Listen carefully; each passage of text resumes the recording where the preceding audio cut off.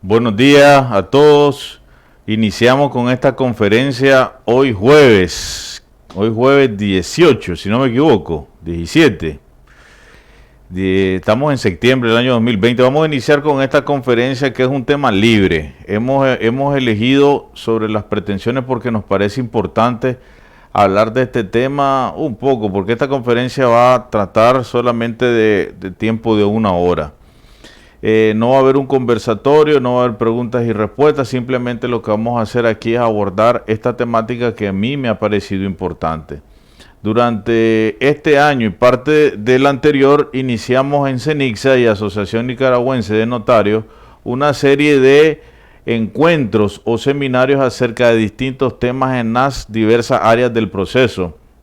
En el caso del proceso civil, hemos visto ya proceso ordinario, hemos visto procesos monitorios, solicitudes de ejecución de título judicial, solicitudes de ejecución de título no judicial. Hemos visto el proceso en general. También hemos visto acerca de los defectos procesales, los recursos que los vamos a ver posteriormente, las medidas cautelares, ya hemos visto diligencias preparatorias, es decir, hemos abarcado prácticamente un 70-80% del Código Procesal Civil. Y déjenme decirle que esto no ha sido solamente en el área del procesal civil, sino también en otras áreas importantes del derecho.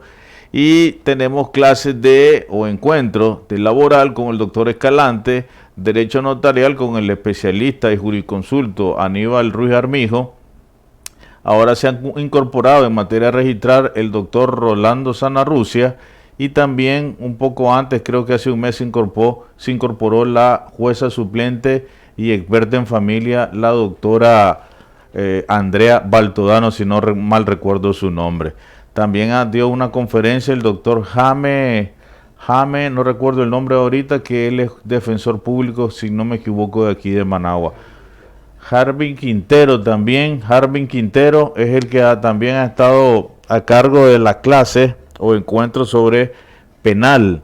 Ya han habido varios encuentros, entonces si ustedes dan cuenta, CENICSA se ha esforzado por llevarle a ustedes el mayor número de aprendizaje posible en las distintas áreas o ramas del derecho.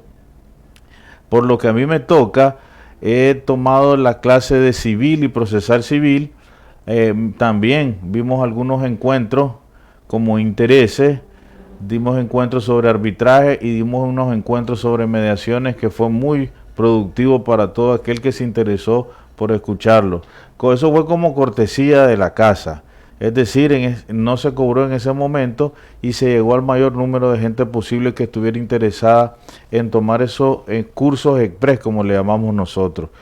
Así, por ejemplo, en cuanto a los intereses, cuyo material va a ser publicado o ya lo fue en los medios masivos de las redes sociales, hablamos de los intereses en 2 encuentros consecutivos, porque esa era una de las temáticas que teníamos en cuenta, porque siempre se presentan errores o hay dudas en cómo se calculan los intereses o qué régimen legal es el aplicable para cada caso concreto. Eso fue desarrollado en 2 encuentros.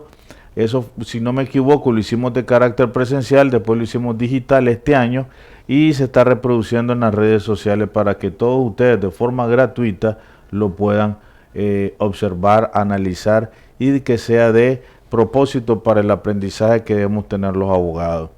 Hablamos sobre la mediación también, pero desde un punto o un perfil de cómo incide o tiene el efecto jurídico la mediación dentro del proceso nicaragüense, y vimos entonces cómo la mediación abordó el proceso civil, afectó el proceso penal, el proceso de familia. Vemos entonces en ese sentido cómo es que la mediación se acomodaba jurídicamente a los procesos judiciales.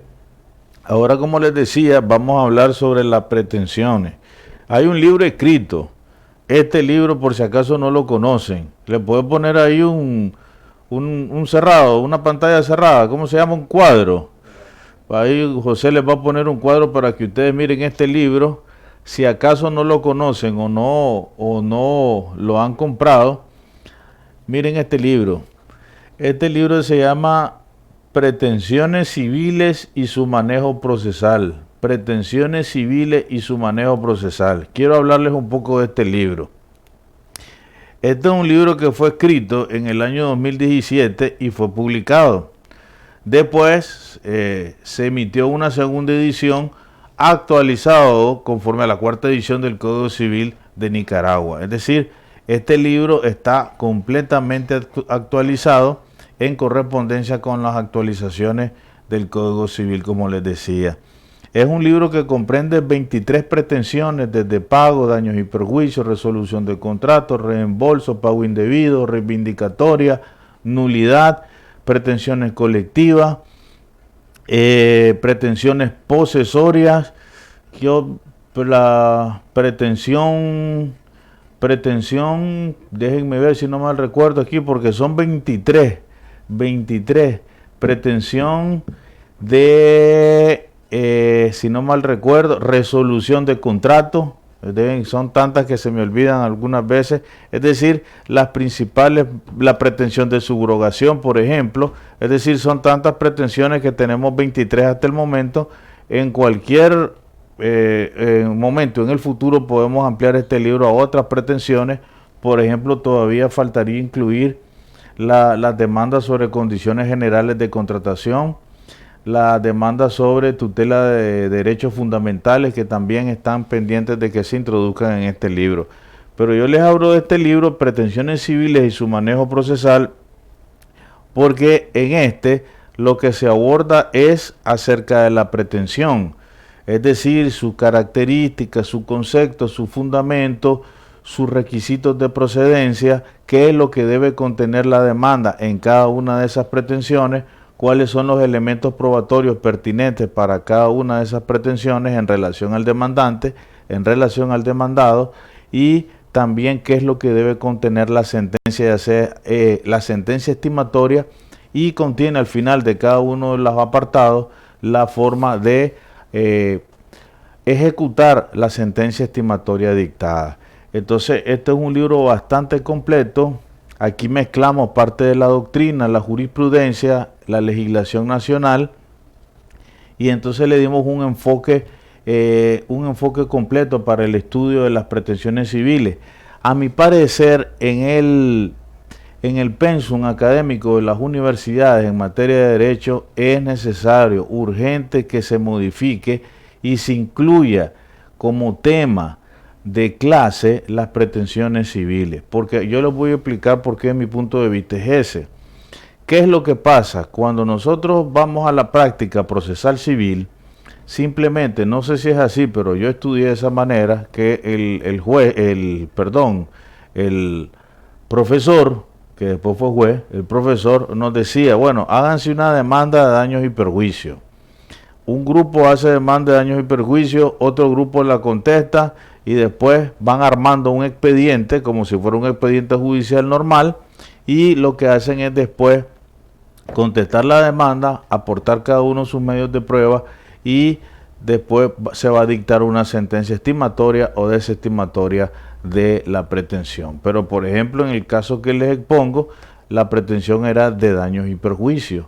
Sin embargo, no nos habían enseñado qué eran daños, cómo se clasificaban los daños, cuáles eran los requisitos para su procedencia, qué es lo que se debía demostrar, cuáles eran los medios de prueba pertinentes, útiles y necesarios para probarlo. Es decir, no nos enseñaron absolutamente nada. Y es cuando ya culminamos la carrera que vamos a litigar, y hasta en ese momento lo que hacemos mucho, y eso es equivocado, buscamos modelos para guiarnos y redactar nuestras demandas. Entonces, eso no podría ser. El estudiante universitario de Derecho debe salir lo mejor preparado de la universidad, tanto académica como profesionalmente, para que no tengan ninguno de esos problemas cuando ya litigue en la práctica. Entonces, es por eso que siempre ha sido un sueño de que en el pensum de la carrera de Derecho, habría que ver dónde se puede acomodar, incluyamos esta materia de pretensiones, estudio de pretensiones, el estudio de las pretensiones, y ver por lo menos aquellas más importantes si el pensum no posibilite el estudio de todas las demás pretensiones, porque son bastantes.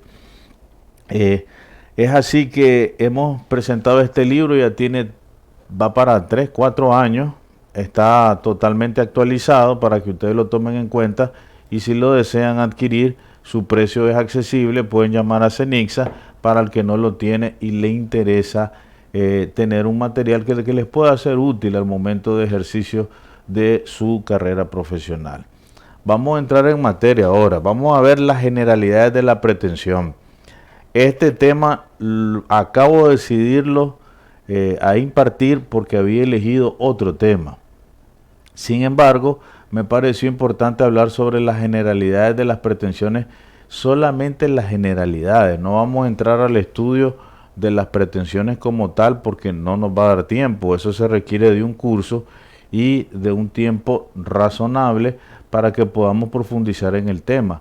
En este sentido, solo vamos a hablar del aspecto general de las pretensiones. Ahora, ¿qué es una pretensión? La pretensión, en términos sencillos, es el elemento contenido en la demanda o en la solicitud que consiste en reclamar o pedir el ejercicio de un derecho o el reconocimiento de una calidad o condición ante un órgano jurisdiccional competente por razón de la materia o la cuantía. Entonces la pretensión es ni más ni menos el elemento que contiene la demanda y que consiste en un reclamo, una petición acerca de un derecho ante las autoridades jurisdiccionales competentes por razón de la cuantía o la materia. ¿Cuál es la importancia de la pretensión? Que la pretensión está presente en todo el Código Civil, en todo el Código Procesal Civil, de tal manera que hablaríamos de pretensiones no solo en materia contenciosa, sino también en materia de jurisdicción voluntaria. Así, por ejemplo, ¿cuál es la pretensión en una declaratoria de heredero? Que en este caso no hay litis porque no hay conflicto, salvo que hubiera oposición de parte de aquel que tenga igual o mejor derechos que el solicitante.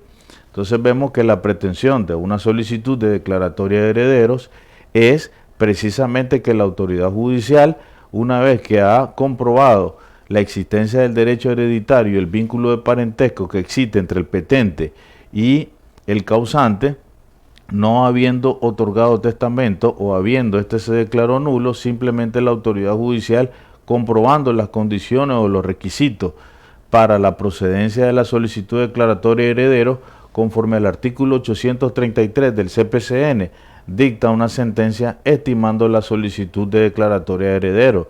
Esta se inscribe en el registro competente para efectos de que sea un documento que habilite al designado como heredero para poder disponer de los bienes sucesorios.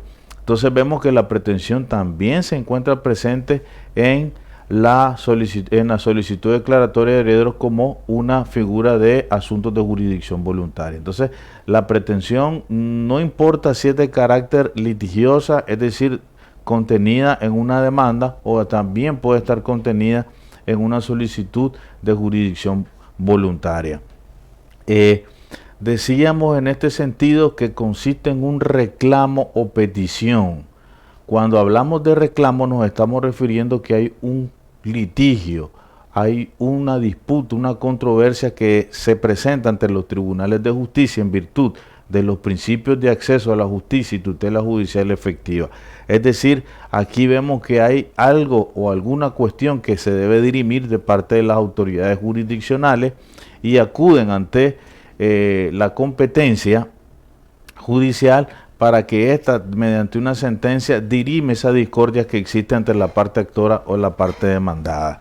Entonces, la parte demandante interpone una o varias pretensiones en contra de la demandada para que la autoridad judicial, una vez que conozca el proceso, valore las pruebas, dicte una sentencia estimatoria.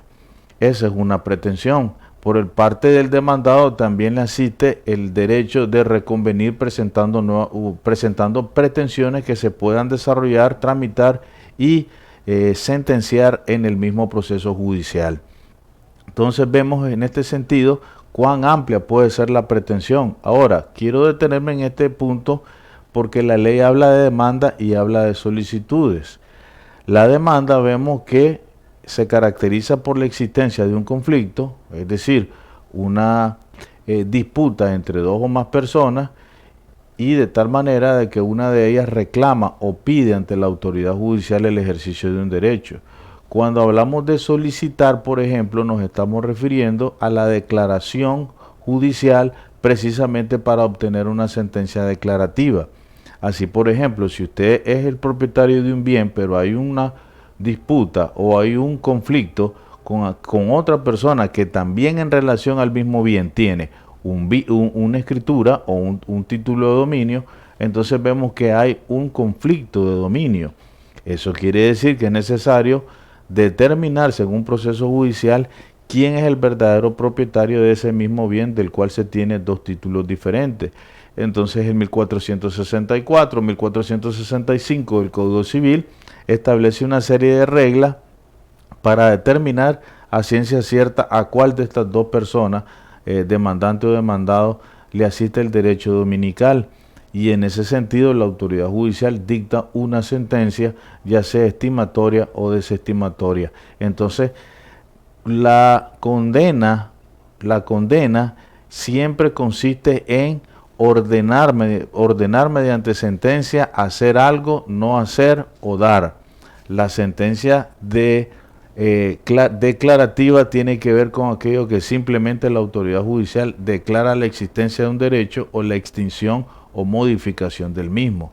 Entonces, en el caso que les ponía de la pretensión declarativa de dominio, si el demandante tiene la posesión, no reclama su restitución porque no la ha perdido, simplemente lo que se dirime en el proceso judicial es a quién verdaderamente le pertenece la propiedad, es decir, a quién se le debe reputar como propietario de la misma. En virtud del conflicto documental y se determina a quién pertenece, la autoridad judicial simplemente dicta una sentencia que no tiene un efecto restitutorio como si se tratara de una demanda reivindicatoria, sino que simplemente declara a quién le pertenece, y esa sentencia es lo que equivaldría a un título de dominio de ratificación. Entonces,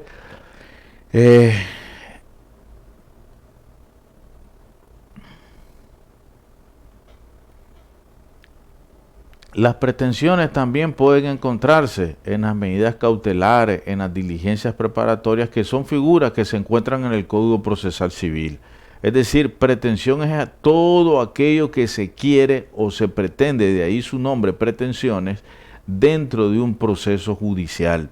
Y hablamos de proceso judicial no solamente los procesos en que se dirimen las controversias o en las que se hacen las solicitudes pertinentes en los casos de jurisdicción voluntaria. También la pretensión abarca medidas cautelares, abarca diligencias preparatorias, por ejemplo. Es decir, vemos la importancia de la pretensión dentro del Código Procesal Civil. Ahora, la pretensión puede ser de distinta naturaleza también.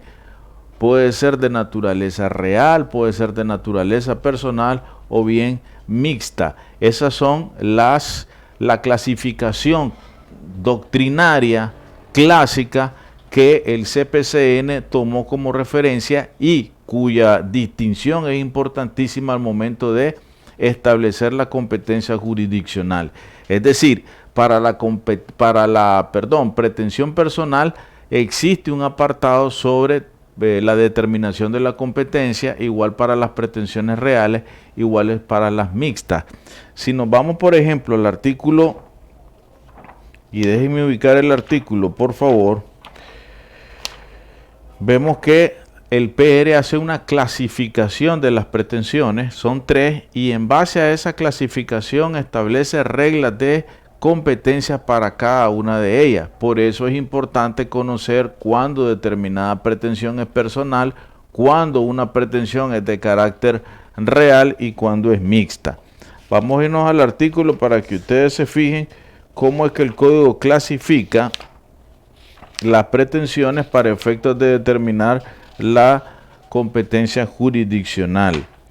Dice: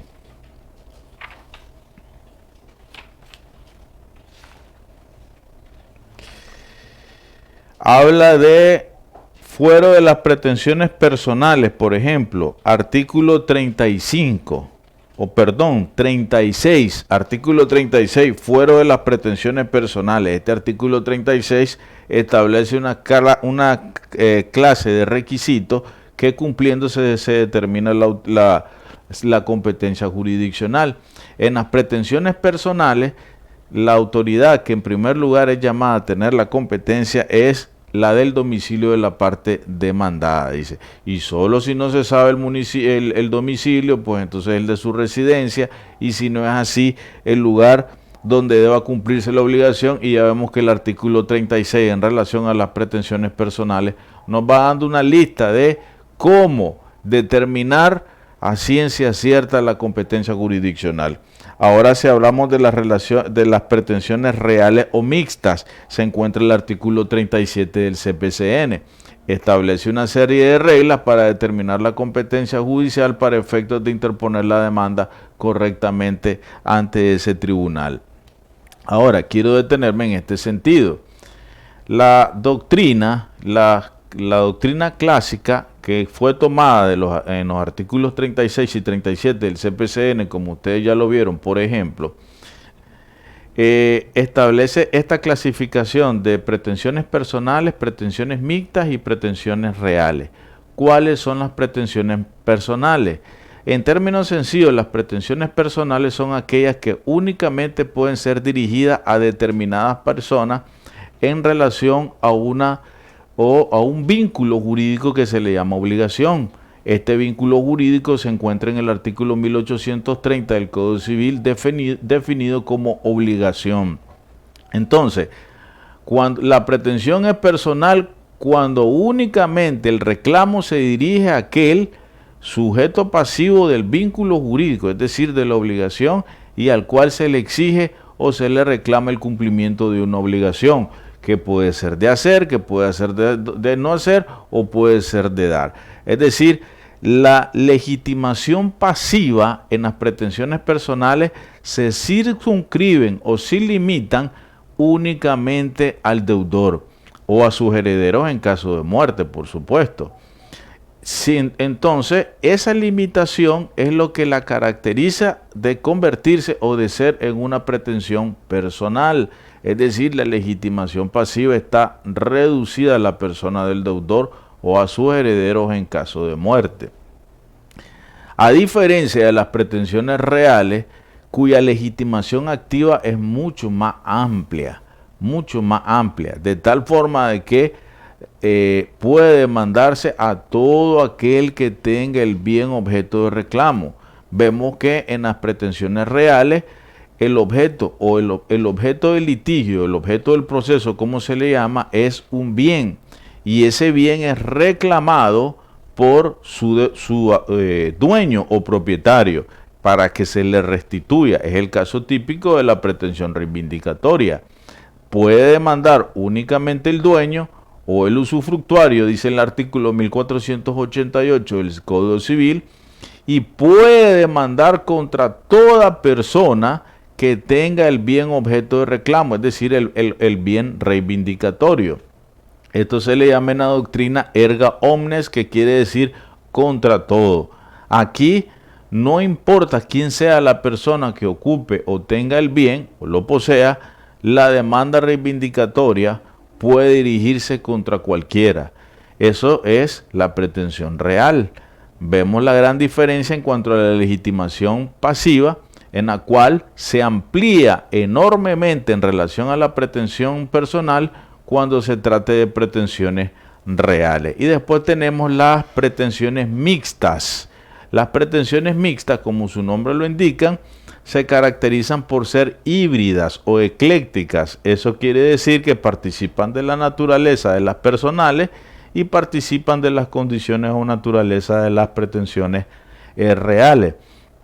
Y las únicas que se consideran por la doctrina y la ley como pretensiones mixtas son la de ejecución de garantía hipotecaria y la de ejecución de garantía inmobiliaria.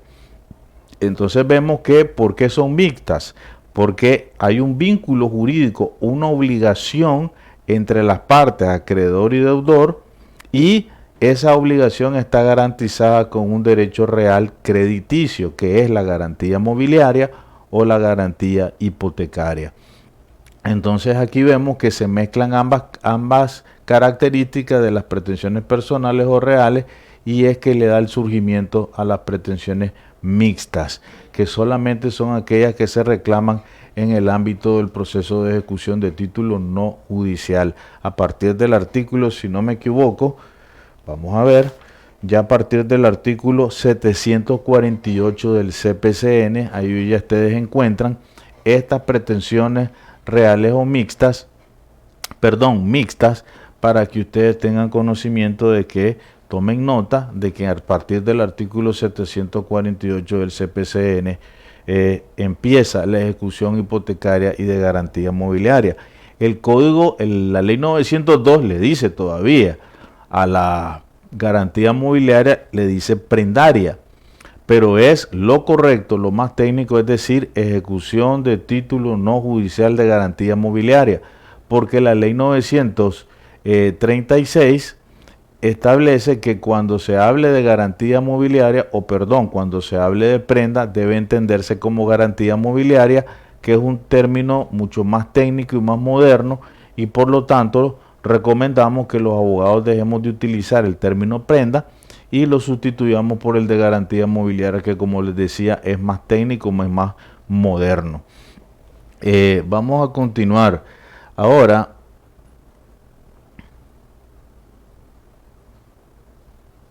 no está de más aclararle que las pretensiones también se encuentran fuera del proceso judicial, también en el ámbito contencioso administrativo, y entonces vemos la importancia de conocer las pretensiones, porque debemos saber cuáles son las condiciones necesarias que debemos cumplir para su interposición y tener el mayor éxito posible al momento de obtener una sentencia estimatoria de nuestro reclamo o petición. Ahora vamos a hablar sobre los propósitos generales de las pretensiones. Propósitos generales de las pretensiones. Aquí lo tenemos. Aquí los tenemos, propósitos generales de las pretensiones. Esto quiere decir, cuando hablamos de propósito, nos estamos refiriendo, por supuesto, a aquello que queremos alcanzar mediante la pretensión. ¿Cuál es nuestro objetivo o finalidad al interponer una pretensión, ya sea en el ámbito contencioso o en el ámbito de jurisdicción voluntaria, hablando exclusivamente del proceso civil?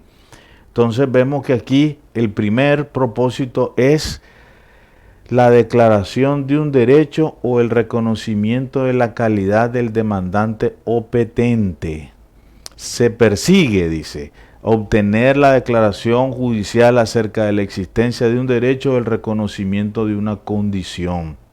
Vamos a detenernos en este sentido para que analicemos esta primera finalidad de las pretensiones. Que se declare un derecho o se reconozca la calidad del demandante o petente. Esto pasa, por ejemplo, ya habíamos puesto el ejemplo de la declarativa de dominio, agregamos la pretensión de prescripción positiva y declaratoria de heredero. ¿Qué se procura, por ejemplo, en la declarativa de dominio? Ya habíamos dicho que al existir un conflicto dominical entre dos o más personas, el demandante lo que persigue es que la autoridad judicial dicte una sentencia estimatoria y lo declare a él como el único y verdadero propietario del inmueble o mueble objeto del reclamo. Es decir, en medio de una disputa o una controversia dominical, la autoridad judicial va a dictar una sentencia estimatoria ya sea para el demandante o puede ser para el mismo demandado. Entonces vemos aquí que la finalidad es que se declare la condición,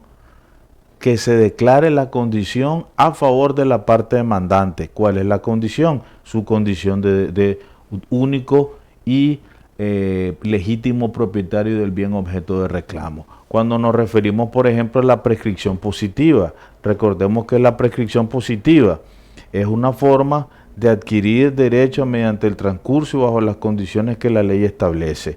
Prescripción positiva es una forma de adquirir o consolidar el dominio que se ha adquirido por lo que la ley establece en el artículo 1888, 888 del Código Civil, perdón, como el justo título. El justo título. Entonces, ¿cuándo ocurre una prescripción positiva? Cuando, por ejemplo, usted compró un inmueble, lo inscribió en el registro, han pasado más de 10 años a partir de la presentación del título de dominio en el registro, se ha anotado en el libro diario la presentación de esa de escritura de compra-venta, pero después de 10 años una persona aparece reivindicando ese inmueble que el inscribiente o el titular registral ha inscrito precisamente en el registro. Entonces, cuando a él se le emplace para contestar la demanda, simplemente lo que va a alegar es la prescripción positiva. ¿Qué es lo que se procura ahí? Que se declare la existencia de un derecho dominical consolidado a favor de la parte demandada. Entonces, esta excepción de carácter material va a ser estimada en la sentencia y por lo tanto va a concluir o a tener el efecto de que se desestime la pretensión reivindicatoria, por ejemplo, que se podría interponer en contra del tercero adquirente de buena fe y que ha cumplido con los demás requisitos que establece el artículo 49 de la Ley 698, Ley General de los Registros Públicos, para ser considerado como un tercero protegido registral. Y después tenemos la declaratoria de herederos, que también ya nos hemos referido a ella. Y en la declaratoria de herederos, recordemos que las sentencias que se dicten en asuntos de jurisdicción voluntaria no causan estado de cosas juzgadas, por lo cual queda el derecho de que cualquier persona que tenga igual o mejor derecho que el heredero posteriormente pueda ejercer lo que se denomina, conforme al artículo 397 del Código Civil, la pretensión de petición de herencia. Entonces, en la declaratoria, el propósito de la pretensión es que se declare una condición a favor del petente. ¿El petente quién es?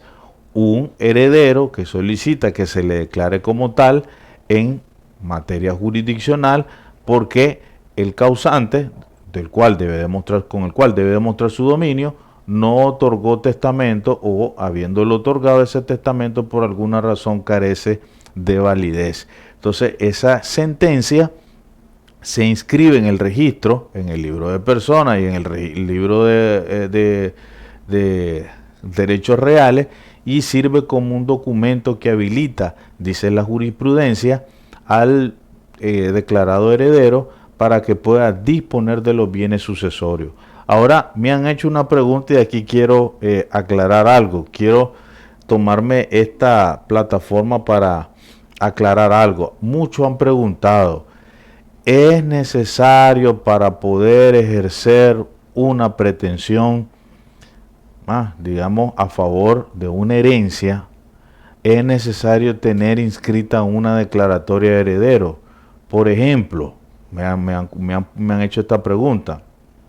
Mi papá falleció, era dueño de una propiedad, en esa propiedad se la prestó a alguien, pero mi papá muere y por lo tanto no reclamó su entrega, es decir, había un comodato precario, no solicitó que se le regresara el uso, la posesión del bien.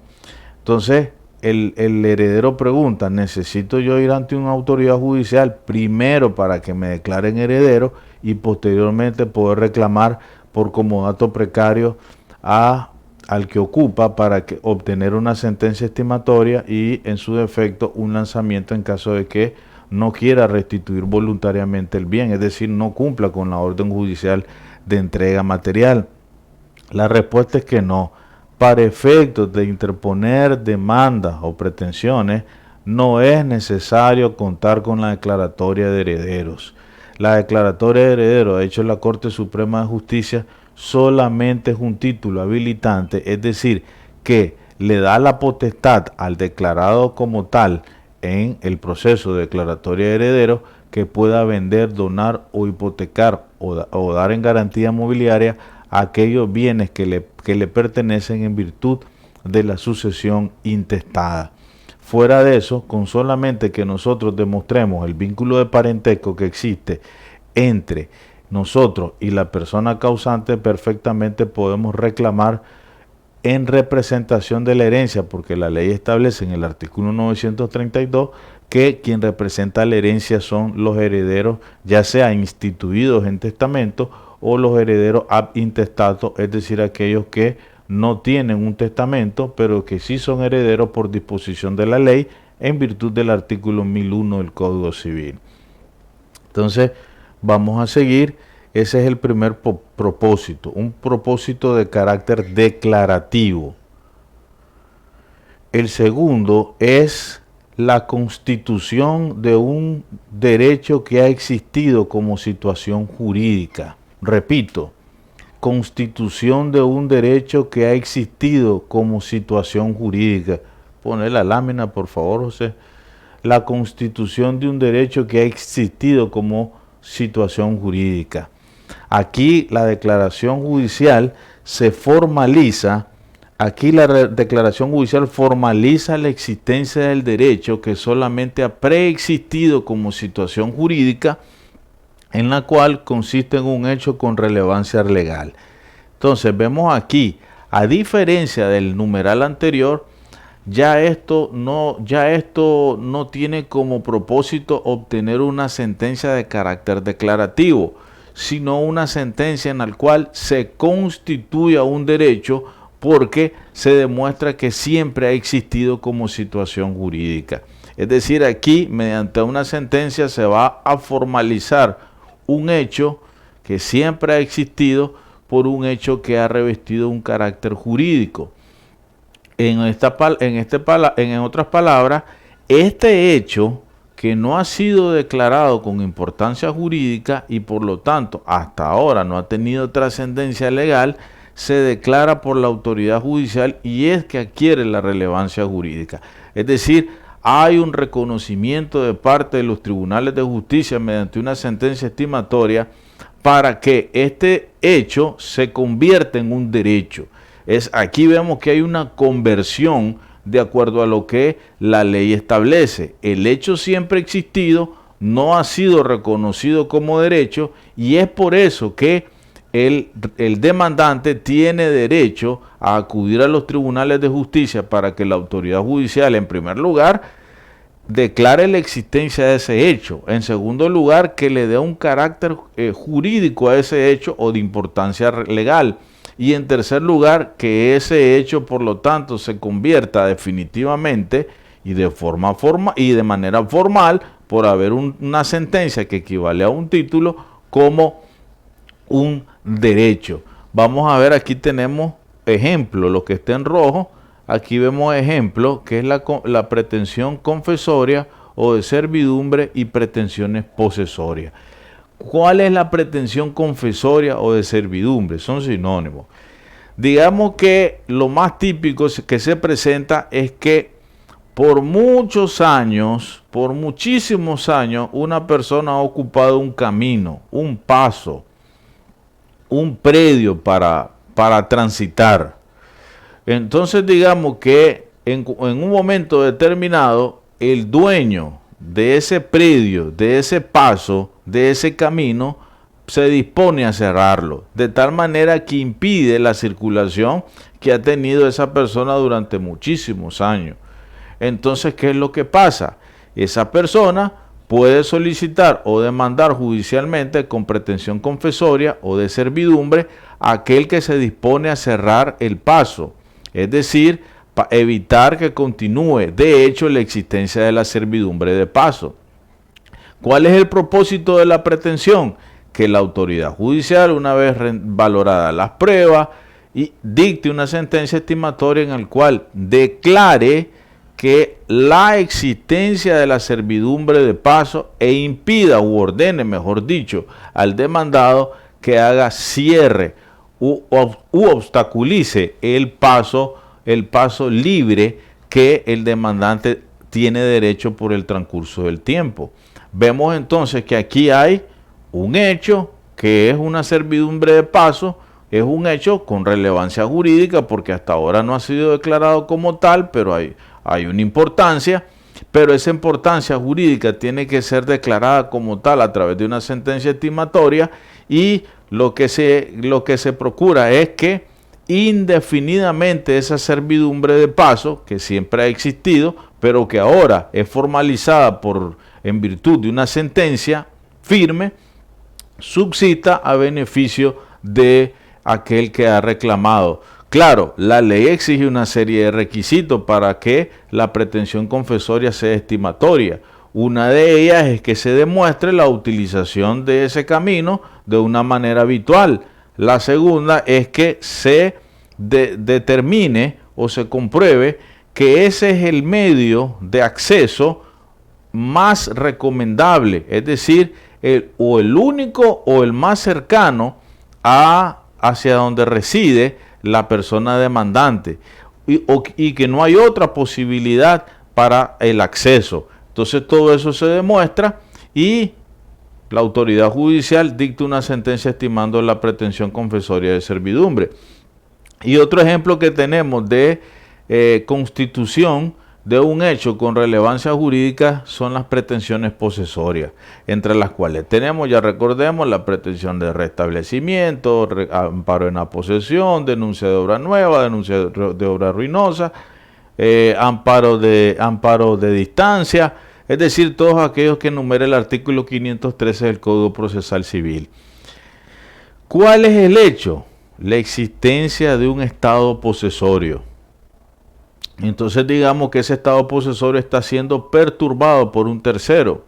Entonces la ley establece en el artículo 1732 que el perturbado en la posesión puede pedirle a las autoridades judiciales que lo amparen mediante una sentencia estimatoria que va a conllevar la orden de advertirle al demandado que se abstenga de seguir perturbando la posesión del demandante. Si no lo hace, entonces cometerá delitos de desacato a la autoridad. Si sigue perturbando la posesión a pesar de existir una sentencia en la cual se le condenó a abstenerse de seguir perturbando la posesión. Claro, dice la ley, las sentencias estimatorias en las pretensiones posesorias no producen tampoco cosa juzgada, de tal manera que el demandado que ha perdido en este primer juicio puede en un juicio declarativo interponer la pretensión que corresponda, como por ejemplo una reivindicatoria, para ya definir el conflicto de una manera definitiva o absoluta, resolverlo definitivamente. Entonces aquí vemos que la posesión es un hecho con características de ser un hecho con importancia jurídica y basta que una autoridad judicial reconozca su existencia para que tenga un valor formal y se condene al demandado ya sea a respetar la posesión, a no perturbarla o a restituirla cuando ha habido, por ejemplo, despojo, ya sea por medio de la querella de restablecimiento o por medio de la querella de restitución, que son las tres figuras que más se utilizan en la práctica forense de los tribunales de justicia. Y tenemos, por ejemplo, después aquellas pretensiones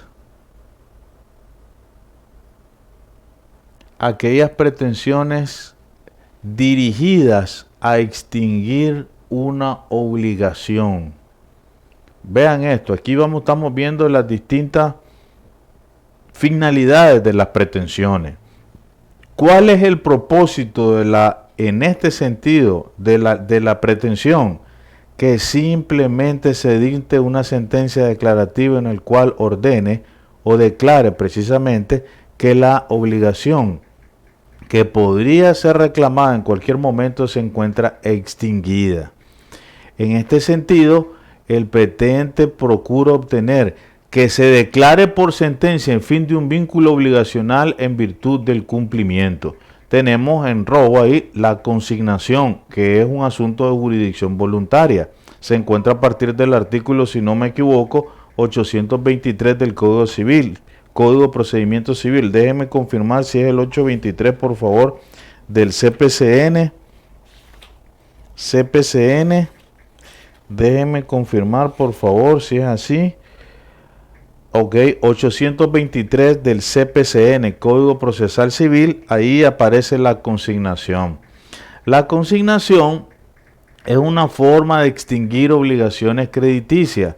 teniendo como base algunas de las causales que establece el artículo 2055 del Código Civil, que ahí se establece en qué caso opera la consignación a favor del deudor, siempre que éste ha pagado o cumplido totalmente con la obligación a la cual se comprometió a cumplir. Entonces vemos en este caso que la sentencia que se procura en este sentido es obtener la declaración de que la obligación se encuentra extinguida. Se le pide a la autoridad judicial que declare que la obligación ha sido pagada, en el caso de la consignación ha sido pagada, y que por lo tanto ya el acreedor no tiene derecho de reclamo, y esa sentencia que la autoridad dicta se entiende como un título de finiquito por el cual se entiende que la obligación ha sido completamente pagada por el deudor. Otro caso de extinción de una obligación puede ser la prescripción negativa.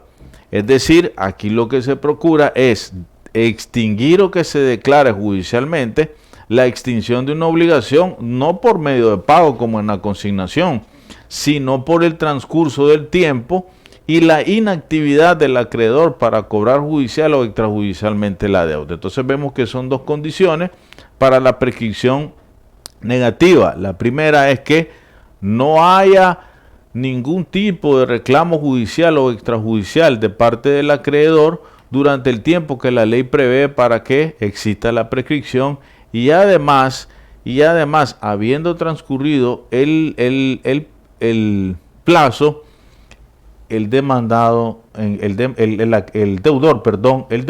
reclame judicialmente que se declare la extinción de la obligación en vista de que hay prescripción ordinaria. Ahora me van a decir, pero es que el artículo 886 del Código Civil establece que no se puede reclamar, no se puede pedir o interponer la demanda con prescripción extintiva o negativa. Eso sí es cierto.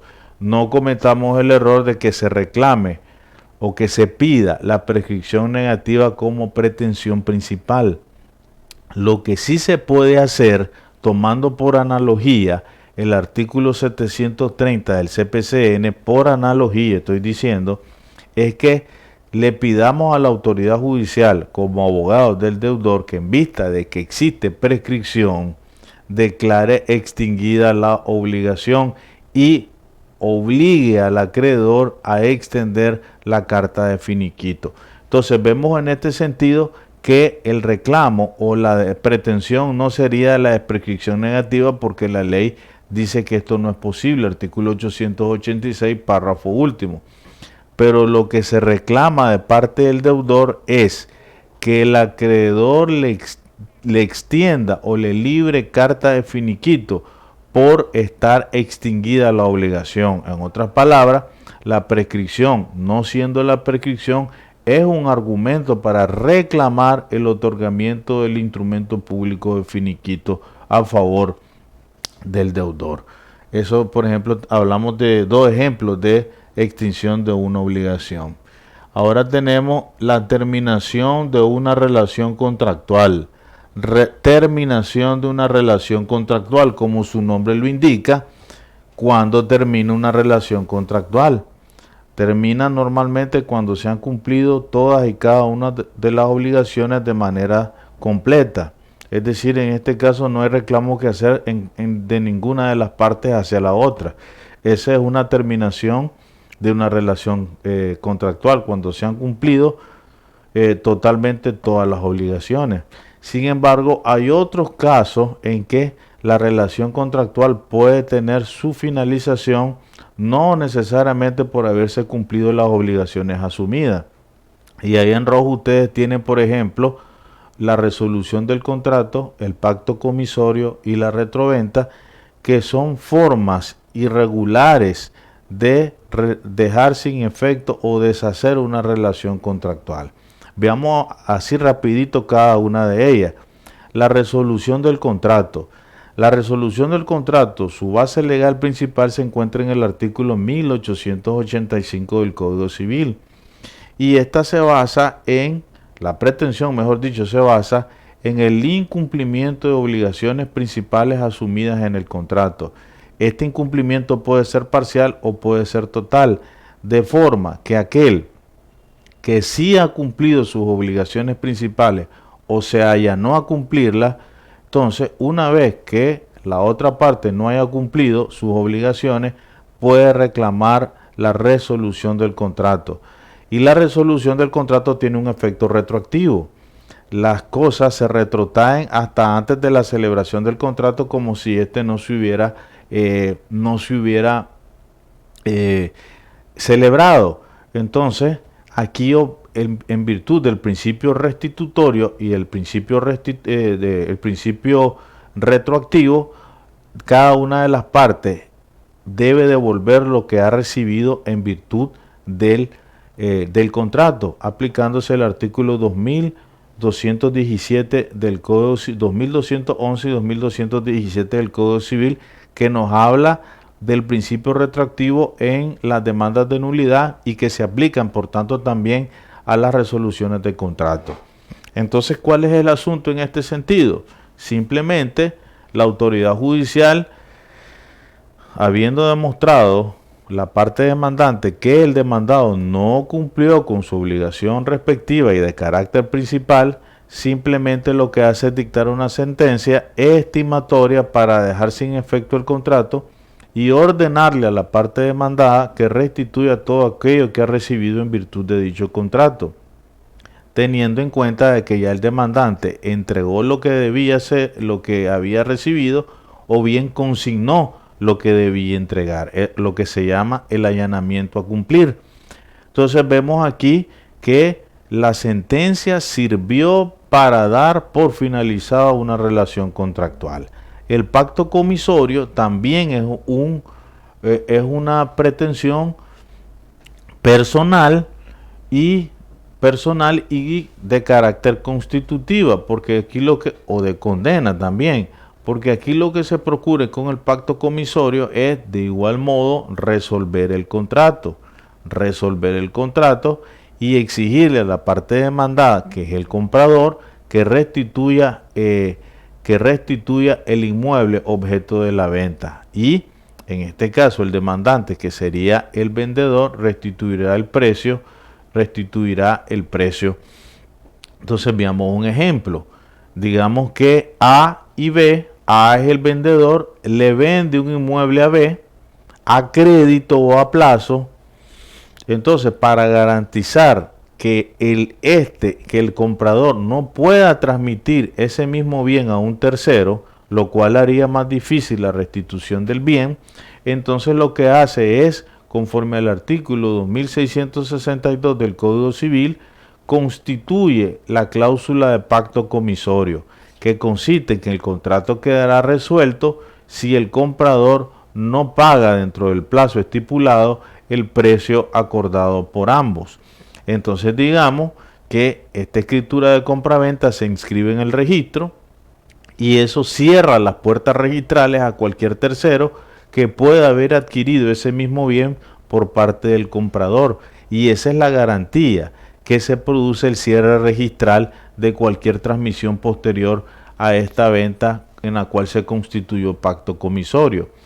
Llegado el plazo, si el comprador no ha pagado el precio total o parcialmente, entonces el acreedor, que es el vendedor, reclama la terminación del contrato y la autoridad judicial, dictando una sentencia estimatoria, lo que hace es advertirle u ordenarle, mejor dicho, que entregue materialmente el bien, habiendo ya el acreedor devuelto, es decir, el comprador, habiendo el comprador devuelto el precio. Eso, en este sentido, hablamos del pacto comisorio. Y la retroventa, que también es un poco frecuente y que se utiliza para fines ilícitos en el caso de los préstamos con interés excesivo o intereses capitalizados, y que envuelven una simulación relativa, y ya les voy a explicar por qué. Que en principio la retroventa es el derecho o la potestad del vendedor de recuperar el dominio y la posesión material del inmueble que le fuera vendido y entregado al comprador simplemente porque así lo quiere por su espontánea voluntad, no teniendo que existir alguna causal para que opere la retroventa. Es decir, esta es una potestad estipulada exclusivamente a favor del vendedor para recuperar dominio y posesión cuando lo quiera, dentro del plazo estipulado en el contrato o dentro del plazo que establece la ley en su defecto, que es de 3 años.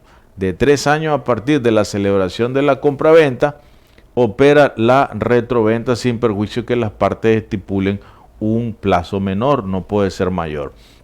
Entonces, la retroventa también es una pretensión personal y lo que procura es que se obtenga una sentencia estimatoria para que el comprador otorgue una escritura que se le llama escritura de retroventa, en el cual formalmente devuelve el dominio y entrega la posesión material, y esta escritura de retroventa es la que se inscribe en el registro, dejando sin efecto la compraventa anterior. Esto por supuesto a cambio de que también el acreedor, es decir, el vendedor que hace uso de este derecho de retroventa, devuelve el precio, pague mejora, y es decir, todos aquellos requisitos que la ley establece. Todas estas pretensiones se encuentran en este libro explicadas con más detenimiento. Aquí solamente estamos explicando generalidades, pero en el libro están mayormente profundizadas para que si a ustedes les interesa pueden comprarlo y leerlo. Y después tenemos el quinto punto. Este otro propósito de las pretensiones: la ineficacia de un acto, de un contrato o de un instrumento público o privado. ¿Qué se procura con la pretensión? Que se declare judicialmente la ineficacia o invalidez de un documento público o privado. Es lo que se le llama la nulidad absoluta, la nulidad relativa, la nulidad instrumental, la pretensión pauliana y la simulación. Estas pretensiones tienen como finalidad la ineficacia de un acto o contrato jurídico, así como también el documento que lo contiene, que puede ser público o privado. Hablemos de cada una de esas pretensiones de manera rapidita. ¿Cuánto tiempo nos queda? 5 minutos. Bueno, ya nos quedan 5 minutos. Entonces veamos aquí la ineficacia de un acto, nulidad. Y la nulidad puede clasificarse en nulidad absoluta, que es la que se encuentra en el artículo 2201, y la nulidad relativa, que se encuentra en el artículo 2202, ambos del Código Civil. ¿Qué se procura aquí? Dejar sin efecto actos o contratos porque adolecen de aquellos requisitos o condiciones indispensables para su validez. Dentro de las nulidades absolutas tenemos, por ejemplo, en los casos de que existan vicios del consentimiento que precisamente viciaron el acto o contrato y que por lo tanto produce su ineficacia.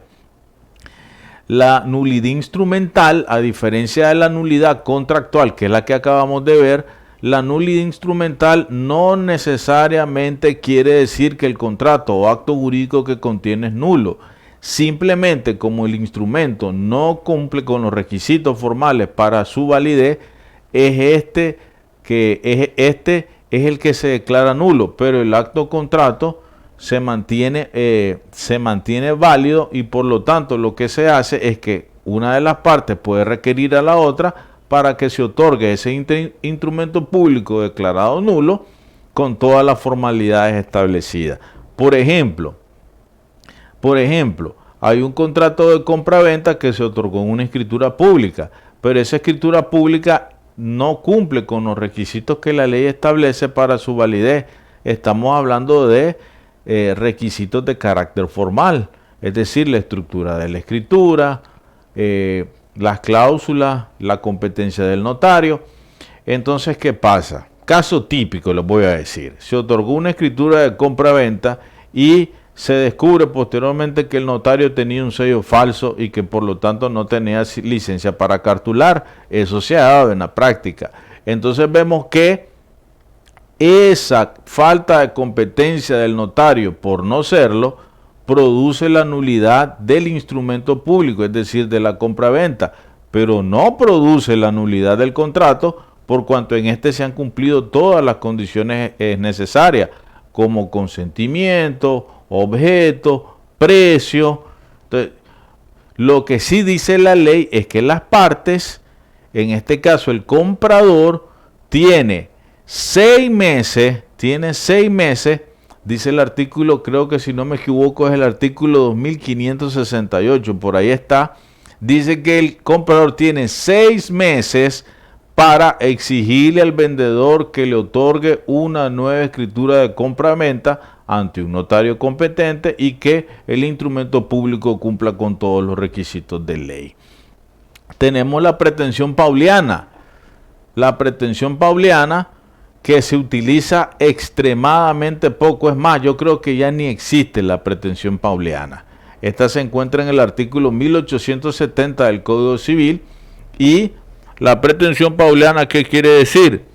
Que un tercero que tenga interés en que se declare la ineficacia de un acto o contrato, simplemente lo solicita ante la autoridad jurisdiccional para que dicte una sentencia estimatoria.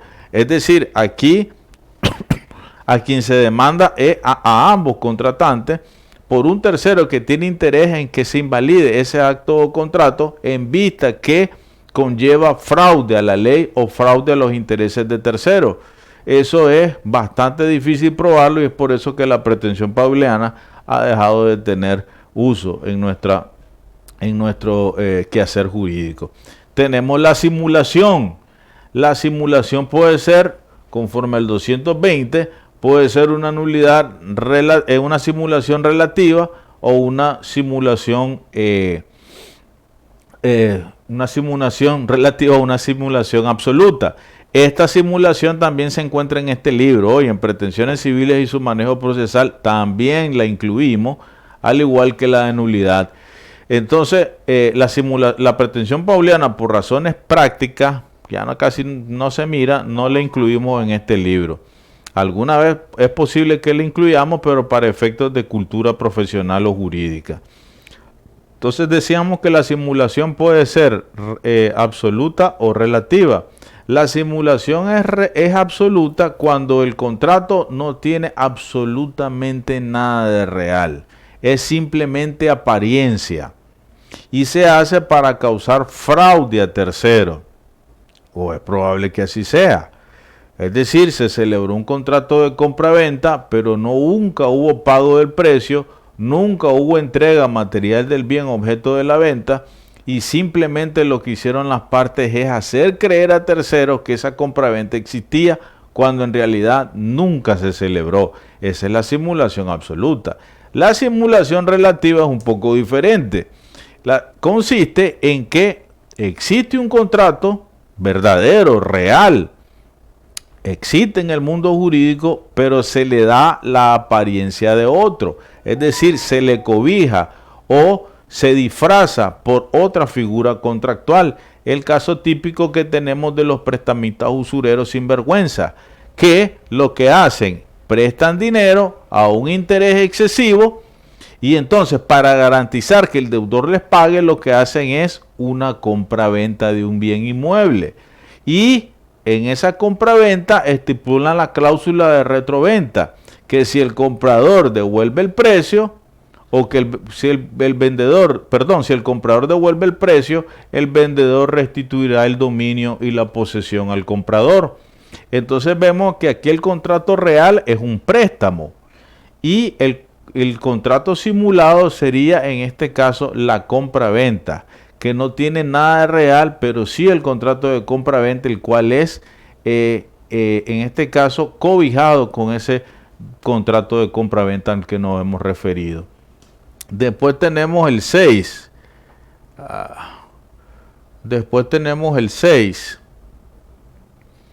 Propósito, otro propósito de la pretensión.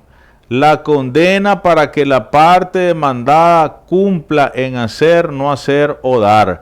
Este es la característica de las pretensiones con carácter condenatorio. ¿Por qué? Porque la pretensión tiene como objetivo de que se dicte una sentencia estimatoria y condenatoria contra el deudor o contra el demandado.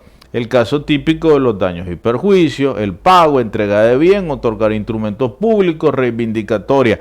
Es decir, toda pretensión que tiene como propósito o finalidad que la autoridad judicial en su sentencia estimatoria ordene o condene a algo al deudor, esa es una pretensión condenatoria. Tenemos los daños y perjuicios. Sencillo, ¿no? Pago. Se le reclama al deudor el pago de una cantidad en calidad de préstamo personal, por ejemplo. La autoridad judicial, una vez valoradas las pruebas que demostraron la existencia del contrato, la existencia de la obligación, entonces, ¿qué? Dicta una sentencia en la cual ordena que el deudor pague dentro del plazo que la autoridad judicial le señale. Aunque algunos jueces lo que están haciendo ahora es que no establecen plazo para el cumplimiento de la obligación que se le ordena cumplir en la sentencia, sino que dicen que pague inmediatamente una vez que la sentencia se encuentre firme. Es decir, inmediatamente dentro de 24 horas, una vez que la sentencia ha pasado en autoridad de cosa juzgada.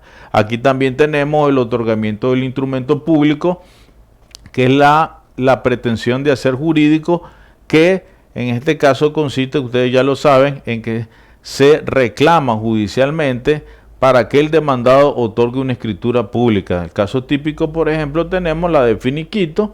En el caso típico tenemos también cuando se exige el otorgamiento de una escritura de venta definitiva, cuando se ha firmado una escritura de promesa de venta. La reivindicatoria también es una pretensión que ya le habíamos dicho que tiene un efecto restitutorio. En otras palabras, lo que se pretende aquí es que se le restituya al reivindicante aquello que reclama en el juicio y que es objeto de reclamo y que representa el bien o bienes que reclama mediante esta clase de pretensión. No sé si seguimos, José, o la damos ahí. Bueno, entonces miremos. Ya terminamos porque apenas teníamos 1 hora para la conferencia. Hay mucho más material acerca de las pretensiones. Eso ya lo habíamos visto, clases de pretensiones reconocidas expresamente por la legislación nicaragüense. Le dimos un comentario. Y después en otra conferencia vamos a hablar sobre la legitimación activa y pasiva en las pretensiones, en cada una de las clases de pretensiones reconocidas por el Código Procesal Civil. Quiénes tienen la legitimación activa, quiénes tienen la legitimación pasiva en cada una de las pretensiones, y vamos a poner ejemplos. Entonces permítame, quería avanzar un poquito aquí y tenemos. Bueno, ese sería, nos quedó un material, pero eso lo vamos a abordar en una conferencia posterior para que ya terminemos de hablar sobre las generalidades de las pretensiones. Espero que este material o esta conferencia, esta charla les haya servido. Ha sido un gusto estar con ustedes. Recuerden que el CENIC se está promoviendo a un costo bastante bajo, simbólico, seminarios de carácter práctico, un perfil eminentemente práctico en todas las ramas del derecho, por lo menos las más importantes. Tenemos procesal civil, tenemos laboral, tenemos penal, tenemos familia, tenemos registral, y si se me olvida otra, ¿cuál otra sería? O sea, ya no tenemos otra. Familia, bueno, ya la mencioné. Penal ya lo tenemos con el doctor Harvey, Andrea Baltodano de familia, que es una excelente jurista, jueza suplente en los juzgados de familia, creo que es jueza del 6º distrito de familia. Tenemos a Harvey, que es, si no me equivoco, defensor público. Tenemos a Escalante, Leonel Escalante, que es asesor del Tribunal Nacional de Apelaciones de Nicaragua. Tenemos también al doctor Ruiz Armijo, que es asesor de la Corte Suprema de Justicia. Entonces, miren, tenemos un grupo de docentes extraordinario. Así que los invitamos a que participen por un precio bastante simbólico. Aquí se les regala material también como cortesía, ya lo hemos dicho, para que ustedes enriquezcan. Y para terminar, recuerden una cosa: es necesario que estudiemos los abogados, es necesario que nos preparemos, es necesario que no nos cansemos, porque nuestra responsabilidad moral y profesional es de nosotros en elevar la categoría de la abogacía, que actualmente es decadente. No podemos seguir los abogados siendo mediocres. Hay que tener ética, hay que tener honor, hay que tener dignidad, hay que tener honestidad, pero también hay que tener preparación académica. Y esa es una de las grandes debilidades que tenemos los abogados. Repito, los abogados, como lo he dicho en otras ocasiones, somos deficientes en la oralidad, en la redacción y en análisis de casos. Y aquí trabajamos para que esas deficiencias, por lo menos si no desaparecen, que se conviertan en algo tan diminuto que cada vez seamos mejores como abogados. Así que dejo esa reflexión. Pasen buenos días todavía, las 11 de la mañana. Ha sido un gusto estar con ustedes.